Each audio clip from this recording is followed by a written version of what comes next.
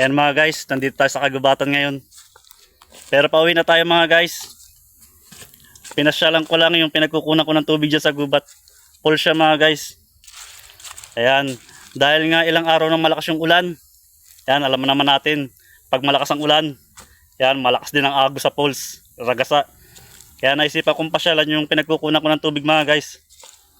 Para mabisita ko yung mga host, kung nadala ba o naanod. Ayan, salamat naman. At wala naman akong nadalang hose. Ayos naman lahat ng hose ko mga guys. Kaya pauwi na tayo. Binisita ko lang yung aking main source ng tubig. At ito mga guys, may nais nga akong ibahagi doon sa mga content creator na mga nag-uumpisa pa lang. Yung mga baguang content creator mga guys, kagaya ko. Yan, baguhan din ako mga guys. 3.7k ang aking followers. Ang aking page account ay ginawa ko nung February 25, ngayong taon na to mga guys.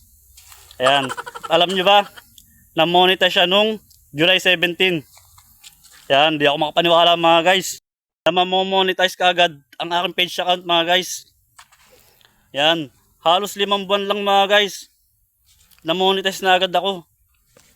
Hindi nga ako makapaniwala talaga. Dahil yung mga views ko mga guys, ayan, hindi man lang umaabot ng 2k. Grabe. Kaya nga sabi nila mga guys, ng ibang content creator, mas pinapaboran ni Meta ngayon yung mga baguang content creator. Alam niyo kung bakit mga guys? Kasi pag sinabing baguhan, o konti pa lang ang followers niyan, hindi pa niyang kayang magparami ng views. Yan ang ano ni Meta nga, ngayon mga guys.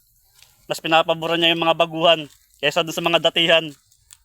Dahil nakakita nga ako dyan mga guys, 100k na yung kanilang followers, 200k.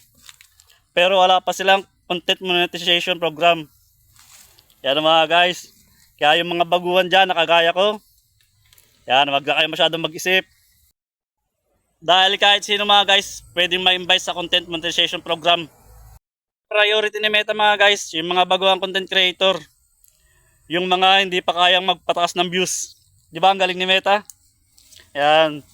Kaya mga guys, yung mga kapwa content creator kung mga nag-uumpisa pa lang dyan, yan, huwag kayong mag-alala. Maghintay lang kayo mga guys. Magugulat na lang kayo. Monetize na kayo sa content monetization program.